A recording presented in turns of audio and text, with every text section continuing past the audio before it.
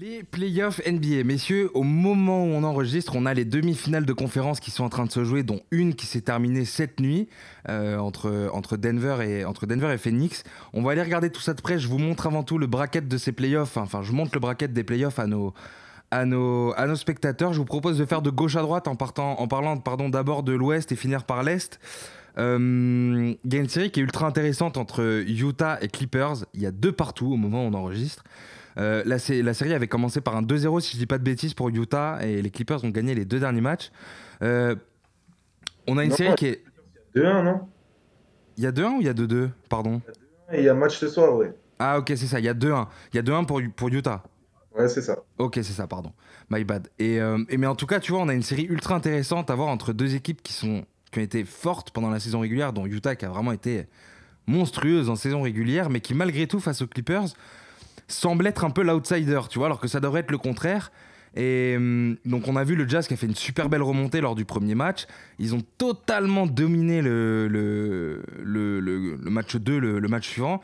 Et ils sont un peu fait étouffer lors du Game 3, où on voyait que c'était beaucoup plus compliqué déjà d'aller gagner à Los Angeles face aux Clippers. J'ai envie de mettre en avant un garçon quand même, car il a seulement 24 ans et on en parlait juste avant dans le sujet précédent. Il est en moyenne à 28 points en playoff en carrière et sur cette série il est à 37 pions de moyenne. C'est Donovan Mitchell qui fait ça sur une équipe des Clippers quand même qui est censée être une équipe capable de défendre. Tu vois, ils ont Kawhi, ils ont Paul George. Quand les 2 mecs ils signent, on se dit t'as 2 des 5 meilleurs two-way players de la ligue et Donovan il est juste trop fort offensivement. Vous, c'est quoi votre lecture sur cette série? Antoine, je te file la parole en premier. Comment tu vois le truc jusqu'à maintenant et comment t'imagines la suite?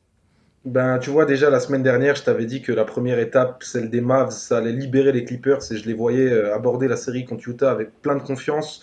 Au final, bis repetita, t'as l'impression qu'ils sont toujours obligés de douter et que en face, Utah, à l'inverse, plein de sérénité, a écrasé tout simplement. Même si les matchs sont serrés, moi j'ai eu le sentiment qu'ils les battaient à plat de couture et que les Clippers ne pouvaient rien faire. Et puis au bout de 2 matchs, là, le troisième match, tu retrouves un peu ce qui a marché en saison régulière. Il y a beaucoup d'adresses. Paul George est très fort sur le dernier match. Et donc, du coup, tu montes en puissance. Tu arrives un peu à ralentir le Jazz. J'espère pour les Clippers que ça va continuer comme ça parce que je ne vois pas le Jazz douter longtemps. Et je pense que le Jazz va revenir là avec le couteau entre les dents et à plein régime. Et si les Clippers ne sont pas à 100% de leur capacité, ça peut vite être 3-1 et c'est très dangereux du coup. Carrément, surtout qu'on connaît la stat, hein. Je sais plus c'est combien de pourcentage de probabilité de gagner quand t'es mené 3-1. Mais en gros, quand t'es mené 3-1, c'est compliqué, surtout dans le modèle d'aujourd'hui où tu sais, ça fait 2 matchs pour celui qui a l'avantage du terrain, 2 matchs ensuite, nanana, et ensuite ça fait 1-1-1. Genre, c'est Exactement. pas 2 matchs, 2 matchs, 2 matchs et le dernier match. Donc, Surtout que ces Clippers-là sont très fébriles et c'est pas la première équipe qui, j'ai envie de te dire, remontera un 3-1, tu vois. hmm. Ouais, ouais, de ouf, de ouf. Vraiment, ça va être compliqué. Je pense que là, comme tu l'as dit, les Clippers ont totalement intérêt à remporter le match 4 à la maison. Antoine, toi, Antoine, Alexandre, pardon, toi, t'as suivi un peu la série, t'as vu des matchs J'ai suivi un petit peu de loin. J'ai suivi un petit peu de loin. J'avais plus suivi la série contre les Mavs pour le coup. Ouais. J'ai un peu ce sentiment que les Clippers, c'est une équipe qui met du temps à se chauffer un petit peu Il est un peu nonchalant quand même, non? ouais, c'est ça, c'est un peu nonchalant et puis on va pas, enfin, j'apprécie pas spécialement Tyronn Lue en coach, c'est des choix un peu particuliers. Donc il y a toujours aussi cet apport de Paul George qui est en dents de scie, même si là, de ce que j'ai vu sur la dernière match, il est très très fort. Bah, quand Paul George est Et fort, les Clippers ont pas trop de c'est mal ça. à gagner. Et encore, tu vois, le match est serré, quoi. Donc, Ouais, le match est encore serré, mais je pense que ça a beaucoup passé par lui parce qu'on a un Kawhi qui est juste dans l'efficacité, hein. Lui, comme je d'hab. pense que c'est un des joueurs les plus efficaces de la ligue, ça là-dessus, il n'y a pas de souci. Et ça va passer évidemment par Paul George qui va devoir être beaucoup, beaucoup plus régulier que ce qu'il a pu nous montrer. Et continuer de faire des grosses performances comme il sait le faire en plus, hein. On le sait qu'il a largement le talent pour le faire, donc il faut qu'il continue comme ça.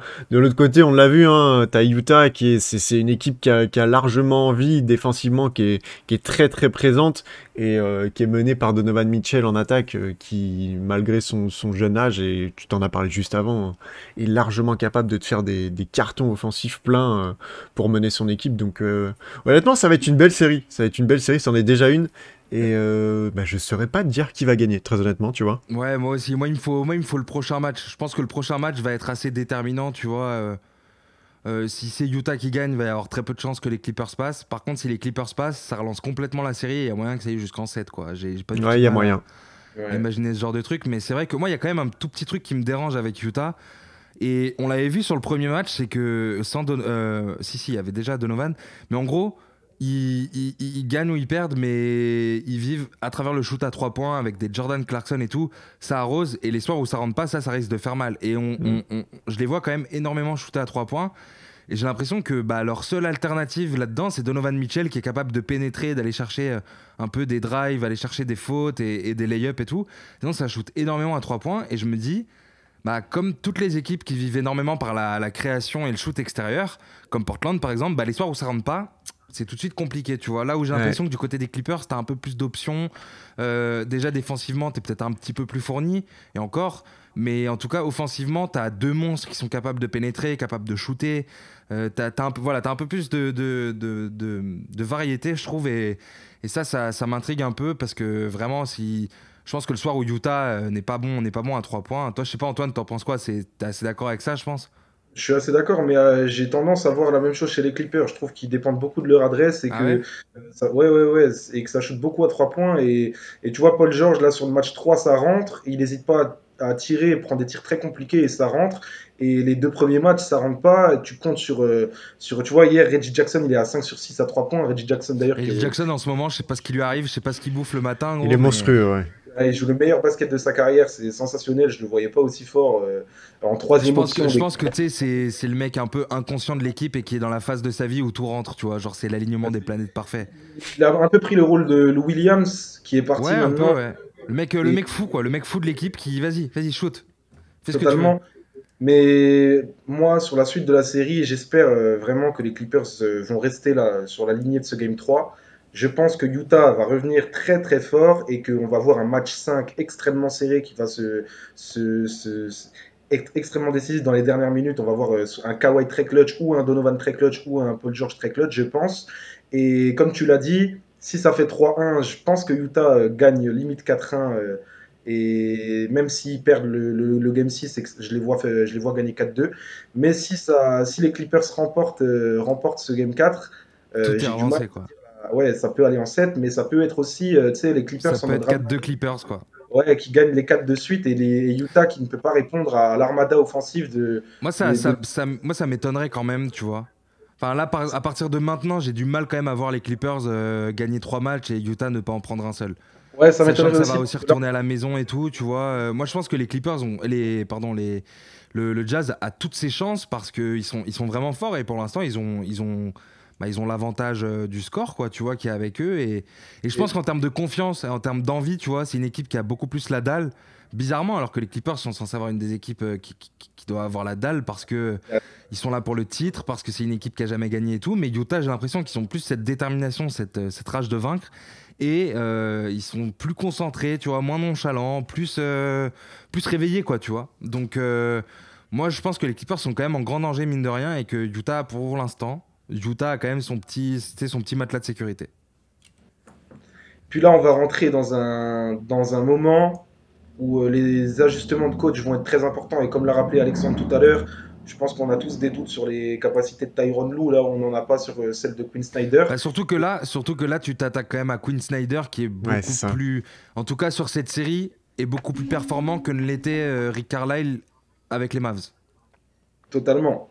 Totalement, même si Rick Carlisle était performant. Ne Ouais, mais soit tu pas vois, trompé. son utilisation globalement, tu vois, je pense qu'il y a des trucs qu'il aurait pu faire mieux. Genre quand tu vois ce qu'a fait Porzingis, tu vois, après ça on saura jamais si c'est Porzingis, si c'est Carlisle, si c'est un peu les deux, mais quand même, tu vois, quand En t'es tout cas, coach, moi, je suis d'accord avec toi sur Rick Carlisle et tout, mais c'est un autre débat de toute façon. Mais moi, là, j'espère, j'attends de Kawhi qu'il fasse gagner cette série à son équipe. C'est vraiment après l'année dernière, après la série perdue contre Denver, ça ferait moche, ce serait moche pour moi, même si tu tombes sur un Utah extrêmement fort, ce serait moche de sortir maintenant pour les Clippers. c'est clair, c'est clair. En tout cas, on suivra ça. Prono quand même vite fait. Moi, je vois Utah gagner. Concrètement, je sais pas en combien, mais aujourd'hui là maintenant, je vois Utah gagner. Toi, tu dis quoi, Alex? Ouais, je partirais quand même peut-être sur les Clippers qui ont arraché à la fin, En à la toute 6, fin. en Peut-être un Game 7. 7. Ouais, peut-être un Game 7, tu vois, Allez, un encore. petit Game Mais par 7. contre, ça va être compliqué pour... s'ils arrachent encore un Game 7, Parce que si c'est un Game physiquement, 7, va en falloir plus, ça se joue encaisser. à Utah. Ah, en plus. Ouais. En plus. Aller Ouais, gagner le donc, Game 7 à Salt Lake City, là, dans le ah, chaudron. compliqué, ouais, compliqué. Tu vois, ça, c'est un facteur C'est que j'avais chaud, pas. hein? Ah, c'est chaud. C'est chaud. Ah, je partirais quand même. Allez, Clippers en 7. Clippers en 7. Et toi, Antoine? Moi, je te dis Clippers 107 et avec un Kawhi du niveau qu'on a connu à Toronto. Ok, un Kawhi de 2019. Donc, ok, bah écoutez, hâte de suivre tout ça. La prochaine série, du coup, c'est la seule série qui, à l'heure où on enregistre, est terminée, puisque c'est entre Phoenix et Denver. Ça s'est fini cette nuit. Euh, Pour parler un peu au global de la série, on a vraiment vu quelque chose à sens unique, avec une équipe des Suns, genre juste trop forte en fait pour les Nuggets. Et on a tous bien senti que quoi qu'il aurait pu arriver, quoi qu'il, Phoenix accéderait au final de conférence.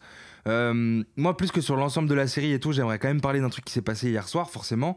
C'est l'éjection de Jokic, je trouve, dans le troisième quart, qui tue complètement la série. Et ce qui me dérange un peu, c'est que, donc sur l'action pure, en gros, sur la faute qu'il fait, on voit c'est une faute de frustration. Il va faire une faute, c'est une faute sur interception, mais qui est totalement volontaire. En gros, il sait que là, en gros, c'est soit interception, soit faute, mais nique sa mère, en gros. Mais en revanche, tu vois, il a pas du tout l'intention de faire mal ou de blesser ou de faire un coup de pute.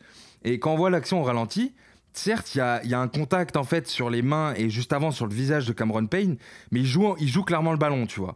Et je trouve ça complètement scandaleux que Jokic se fasse sortir d'un match pour si peu, surtout dans ce match-là, et que les arbitres pardon, lui infligent en fait une faute flagrante 2, alors que, donc du coup, ça l'éjecte automatiquement du match, mais franchement, j'ai l'impression que cette faute, c'est clairement une faute flagrante, mais c'est une flagrante 1, jamais de la vie, c'est une flagrante 2, parce qu'il n'y a aucun risque de blessure, il n'y a aucune intention de faire mal ou quoi que ce soit, et en gros, ce qui me fout un peu la haine, c'est ces arbitres qui matent le ralenti 156 fois et qui décident quand même d'éjecter Jokic en sachant parfaitement qu'en faisant ça, ils réduisent à néant les chances de Denver pour une faute qui est juste bidon, quoi. Surtout que, vas-y, on est en playoff, il y a un petit coup sur le visage, mais concrètement, c'est rien. On en a vu d'autres se prendre des coups dans l'histoire de la ligue, des fautes aussi violentes, voire plus. Je t'en sors une mixtape qui dure 4 jours et des mecs qui ne sont pas fait éjecter. Et ce qui m'énerve encore plus, c'est comme par hasard, ça arrive dans le seul match où on a un putain de match où Denver est grave dedans, en fait, du début à la fin, et même sans Jokic, ils sont là. Et du coup, donc je sais pas si vous avez vu ça en direct ou pas, si vous avez vu, j'imagine, un ralenti. Je sais pas ce que vous en avez pensé, mais du coup, sur ça et globalement sur la série, je pense que on est tous d'accord. Phoenix allait gagner, mais sur ce match-là, vous avez vu le truc un peu comment sur cette faute où on éjecte Jokic. En plus, je crois, il reste 3 minutes dans le troisième quart, donc en gros, il reste un bon quart d'heure de jeu, quoi. Alexandre, tu t'as suivi ça? Ouais, j'ai pas suivi en direct, j'ai vu le replay justement de la faute. Je te rejoins totalement sur le fait que pour moi, C'est c'est une une honte. flagrante 1. C'est une flagrante Ouais. 1, il y a pas à l'éjecter directement pour ça, etc. Il faut qu'il prenne une flagrante, c'est sûr, mais pas une flagrante 2. Effectivement, Denver aurait peut-être pu prendre ce match, ça on le saura pas. On voit comment le score est serré alors que Jokic est sorti, tu l'as dit, à la fin du troisième. Donc il y aurait effectivement eu quelque chose à faire, mais de toute manière, je voyais Phoenix passer, hein. Sur la série, Sans on est Jamal d'accord. Murray, Denver, c'était compliqué. Même si Jokic il a vraiment tout donné sur la série, hein. Il a des stats qui sont plus qu'honorables pour le coup et je pense qu'il a plutôt pas mal respecté son statut de MVP. Mais Phoenix pour moi elle est Chris passée Paul qui donc termine le match à 37 pions quand même. incroyable. Chris Chris Paul, à Paul chaque fois qu'il prend la incroyable. balle, hop, shoot mi-distance, ficelle. Petite stat, c'est le seul joueur avec Karim Abdul-Jabbar à avoir marqué plus de 37 points à 36 ans en playoff. Putain, mec, il est dans quel C'est club? T'as LeBron qui arrive en courant parce que LeBron, il l'a pas encore fait vu qu'il n'avait pas encore 36, je crois. Mais il va venir en courant, je pense. Hmm. Mais en tout cas, moi, sur l'action de Jokic, tu sais, on parlait des évolutions des joueurs et des évolutions du jeu. Eh ben, il y a aussi une évolution, c'est celle de l'arbitrage et celle des techniques données à outrance, alors que tu as Oui. juste un joueur qui regarde son adversaire après un dunk et puis il se prend une technique. Donc, Ah mais là non, tu vois c'est c'est vrai. même pas une technique et c'est ça qui me Ouais, dérange, c'est que c'est une flagrante et ce qui me dérange c'est qu'il y a des règles qui sont déjà là donc il y a même pas d'évolution là-dedans tu vois. Il y a des ouais, non, règles, il y a un rule book et les mecs regardent le ralenti 156 fois pour au final mettre une flagrante 2 alors que enfin n'importe qui aurait je mis suis une d'accord. flagrante 1 tu vois. je suis d'accord avec toi, c'est scandaleux, ça casse le jeu, ça casse le mood des playoffs, ça casse l'intensité, ça casse le seul match à enjeu de la série. Après, donc ça, tout ça c'est dommage, mais bon, au moins on savait déjà que Phoenix allait l'emporter. J'ai juste envie de noter vraiment Chris Paul. Quel plaisir de le voir à ce niveau, quel Chris Paul et plaisir de Booker voir. aussi. Je crois que les deux, ils finissent genre enfin en Ouais, cumulé, ils finissent genre à 70 pions, un truc comme ça. Booker est à 32 ou 34 C'est et Chris ça, Paul à et 30. Chris Paul 37, Mais donc tu c'est vois, ça. moi, j'ai envie de noter, on se souvient pas assez qu'il y a 2 ans, on marchait tous sur Chris Paul, on disait qu'il était fini Son après son transfert à contrat, Boston. blablabla. On disait que c'était terminé, son contrat, etc. Et au final, aujourd'hui, il est en passe de qualifier son équipe en finale NBA. C'est exceptionnel. Le leadership qu'il a, tout Booker le dit simplement. d'ailleurs en interview de fin de match, il dit le leader, tu vois, ce qu'il apporte, c'est incroyable quoi. Ouais, et puis son côté maestro, c'est vraiment quelque chose de sensationnel et faut rendre à César ce qui lui appartient. Donc bravo Chris Paul. Clairement, clairement. Je suis tout à fait d'accord. En tout cas, du coup, Phoenix qui est en train d'attendre tout simplement l'issue de la série entre Utah et Clippers pour savoir qui ils vont affronter en finale de conf de l'Ouest. Les gars, on passe de l'autre côté des États-Unis, on va aller à l'Est et on va attaquer avec Philadelphie-Atlanta. Ça risque d'être un peu plus court là pour le coup. Euh, Joel Embiid, comme prévu, il est monstrueux. Capella peut absolument rien faire. Ça, c'est de l'analyse fine. Il y a Tobias Harris quand même que j'ai envie de noter parce qu'il fait sa série comme d'hab. C'est un joueur, il est scred, mais il est tellement bon. Il est à 21 pions, 8 rebonds, 4 passes, 61% au tir. Il y a des petits matchs avec des blocs, des interceptions et tout.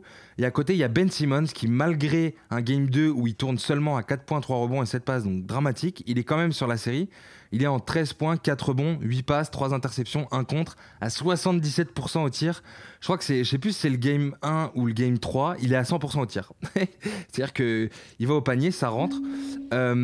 Antoine, comment t'expliques l'état actuel de la série, sachant que les Hawks sont quand même assez bons dans l'ensemble, tu vois? Est-ce que selon toi, est-ce qu'ils peuvent faire mieux pour affronter cette équipe des Sixers qui, autant sur le papier que sur le terrain, est vraiment supérieure? Comment tu t'expliques l'état actuel de la série?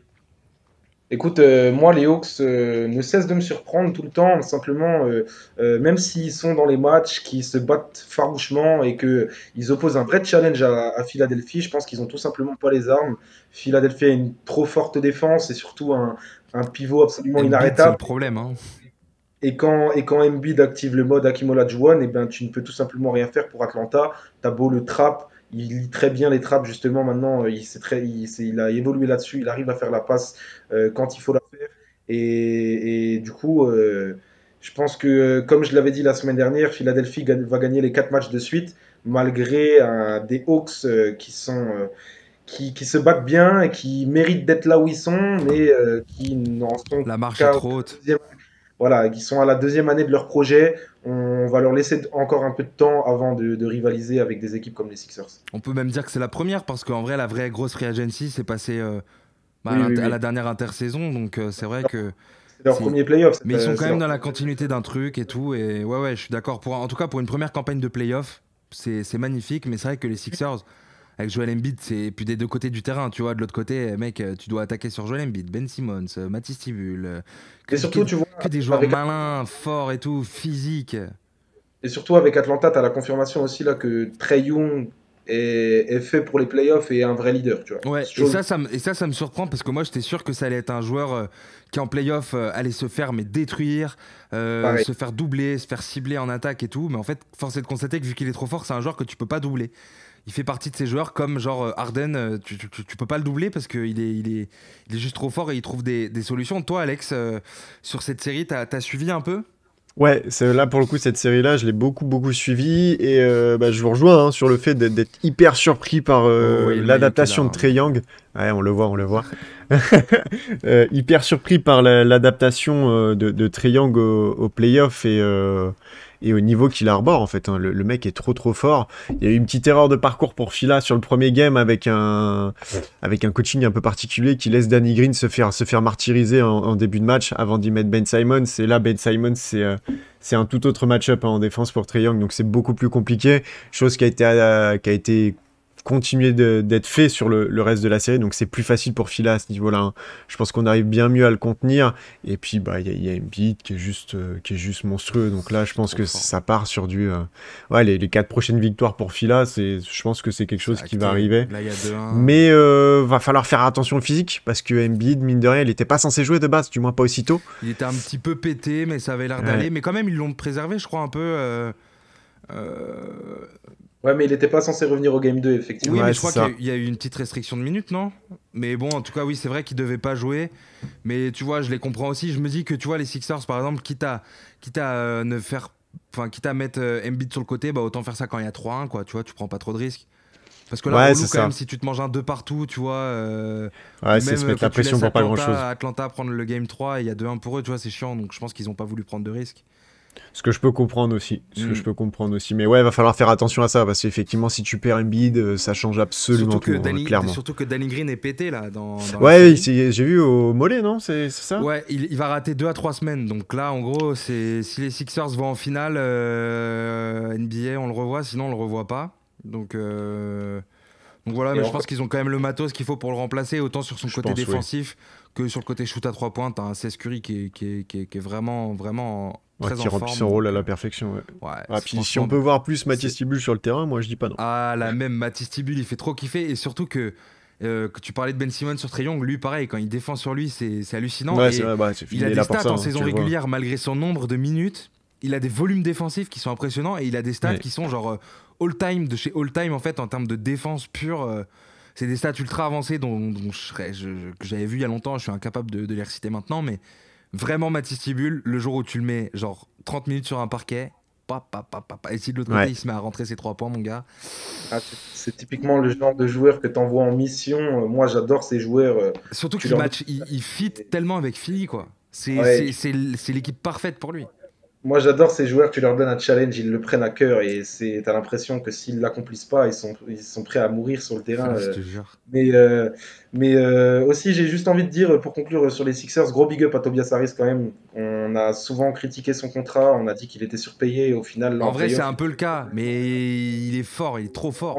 en vrai, il assume complètement et il se comporte vraiment là comme la seconde option Et et surtout il est que, parfaitement Embiid, tu vois. tu vois, tu parles de son contrat et du fait qu'il remplisse totalement son rôle et c'est totalement vrai. Mais surtout, je me rappelle de la période justement dans saison régulière où Embiid est pété pendant 20 matchs. C'est qui le patron de l'équipe?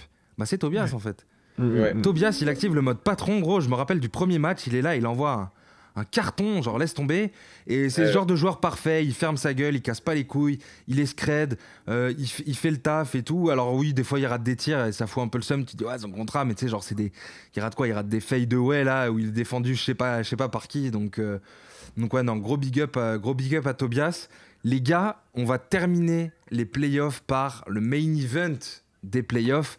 C'est vraiment, je dis le main event des playoffs et pas juste de ce tour-là parce que j'ai quand même l'impression que Brooklyn-Milwaukee, en termes de hype, de superstar, de nanana, il y aura pas mieux là dans les playoffs, on est d'accord.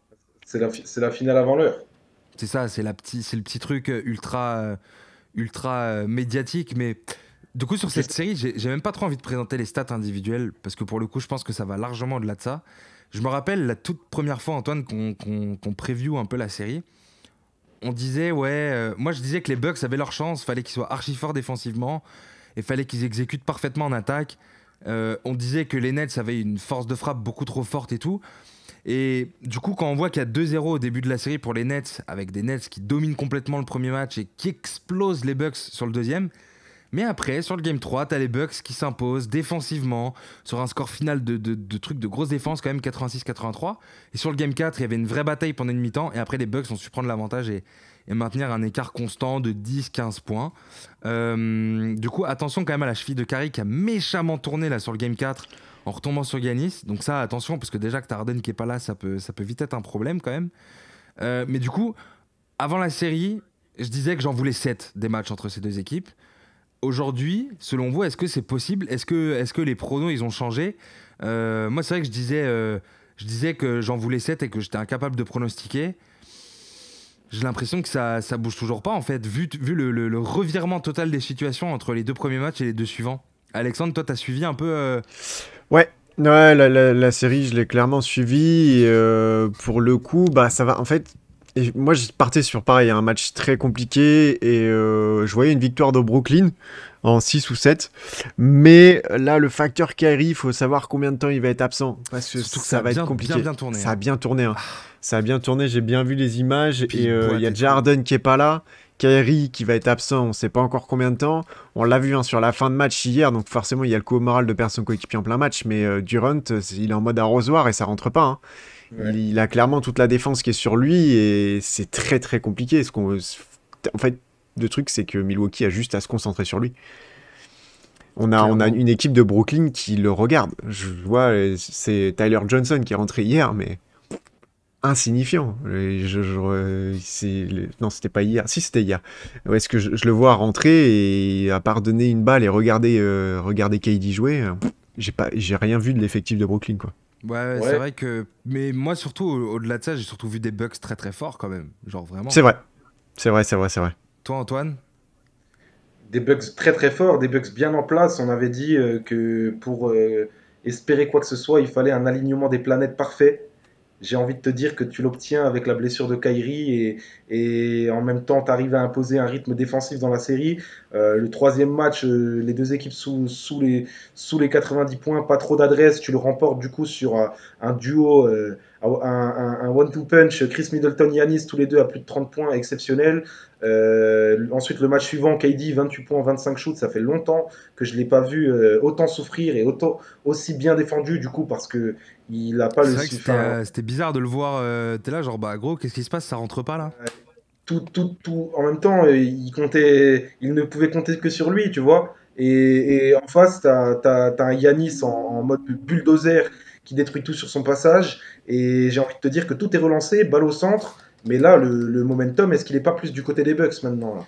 Ah bah pour Euh, moi, le momentum est clairement du côté des Bucks. Tu viens de gagner les deux derniers matchs. Et justement, côté mental, là où tu as des certitudes, côté Milwaukee, parce que bah, tu as la confiance, tu as su t'adapter vraiment. Il y a une vraie adaptation dans le coaching, etc., dans la façon dont tu abordes les matchs. Et de l'autre côté, bah, tu as Brooklyn où tu as moins de certitudes qu'avant. Tu n'as pas Kyrie, tu n'as pas Harden, tu as un KD qui sur le match précédent a quand même... C'était compliqué au niveau des tirs et tout. Collectivement, c'était pas trop ça. Après, Euh, il faut voir quand même dans quelle mesure Harden revient. c'est ça. Qui Moi, a surtout, on a des nouvelles sur Harden, sur quand est-ce qu'il peut potentiellement revenir. Harden et j'ai pas de news non plus sur la disponibilité de Kyrie, mais c'est Il clair que là, est... si tu fais la série et qu'aucun des deux ne revient et que tu ne comptes que sur KD, moi, je crois en Après, cette moi, équipe de je dis pas non à une bataille Giannis KD. Hein. J'y crois, moi aussi, mais je crois à cette équipe de Brooklyn et je pense qu'elle peut encore gêner les Bucks même sans Harden et sans Kyrie, mais ça va être beaucoup plus compliqué. Tu vois ce que je veux dire? Parce que Après, c'est quand tu même, comme tu le es dis, c'est quand indéfendable. même. Tu n'as plus ce côté indéfendable de tous les côtés. Il Ouais, faut mais que tu t'as. comptes Ouais, sur des soldats et c'est beaucoup plus compliqué du coup. Ouais, mais justement, tu vois, tu parles des soldats et tout. Je trouve que Brooklyn a toujours ce côté laboratoire où ils te sortent des mecs un peu chelous que tu vois sur le terrain et qui font des Mais vrais trucs.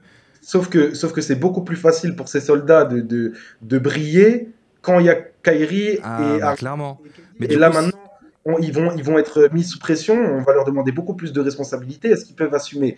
Je pense qu'ils ont un effectif pléthorique pour le faire, assez bah, profond. je pense que c'est là où t'as un peu le seum d'être allé chercher forcément les trois, là, Harden, Kyrie, machin, et que tu te sois pas gardé un petit les gars qui étaient avant, tu vois, de la période d'avant chez Brooklyn.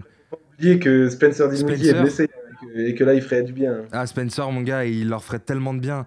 Mais ouais, non, clairement. Puis défensivement, tu vois, là, du coup, enfin, c'est compliqué. C'est compliqué. Écoutez, là, du coup, il y a deux partout. Moi, je suis très content que les Bucks soient revenus dans la série et qu'on ait vraiment une vraie série. Prono?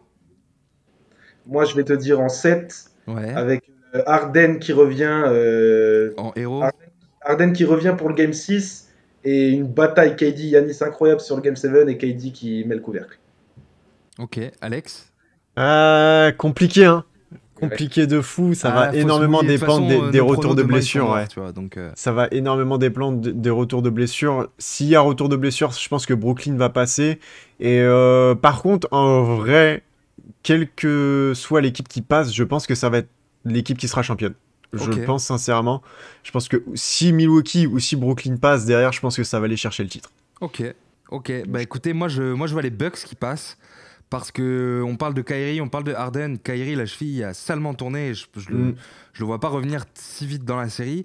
Et Harden, tu vois, mais en tout cas, peu importe si c'est l'un ou l'autre, je pense que ça va revenir trop tard. Que Milwaukee va savoir profiter de cet avantage-là. Et clairement, ils ont les capacités de faire un truc de fou. Et très curieux de voir là le Game 5. On connaît les Game 5 quand il y a 2 partout, c'est ultra important.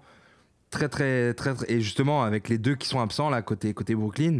Franchement, Milwaukee gagne. Après, bah, t'as grave tes chances de passer, quoi. Donc moi, je vois Milwaukee. Et limite, je peux les voir passer en 6. Parce qu'ils savent s'adapter et tout, tu vois. Donc même si Kyrie et Harden reviennent, tu sais t'adapter. Donc moi, je dis Milwaukee en 6. Les gars, on a fini du coup pour ces playoffs. J'ai archi hâte de voir quelle va être la suite. Parce que là, du coup, en plus, il y a un truc qu'on n'a pas dit, mais c'est qu'il y a, dans toutes les équipes qui restent, il y a combien d'équipes pas championnes? Parce qu'il y a Milwaukee qui a déjà gagné un titre, il y a Philly, et à l'ouest, il y a pas d'équipe championne. Non. Donc sur toutes les équipes qui restent, il y a quand même 4 équipes encore qui sont pas championnes. Mais je rejoins Alexandre. Moi, je pense que le gagnant de Brooklyn Bucks, c'est probablement Tu crois? Le champion. Après, c'est Moi, vrai justement, que je suis pas sûr parce que Philadelphie a une grosse carte à jouer, mais je moi, pense que c'est les 2 meilleures équipes, je pense, Brooklyn et Milwaukee. ouais, intrinsèquement peut-être, tu vois. Mais je me dis, si c'est Brooklyn qui passe, je suis d'accord avec ce prono. Mais si c'est Milwaukee qui passe et que derrière tu dois te taper Philly, je pense qu'il n'y a pas pire match-up pour Milwaukee que Philly. Ah, bon, franchement, c'est vraiment une série sur laquelle j'aurais du mal à me projeter.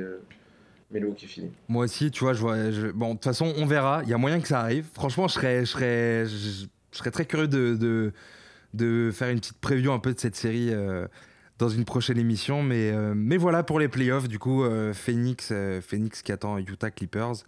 Et pour l'Est, tout ce qu'on a dit. Les gars, on s'était dit qu'on gardait le meilleur pour la fin.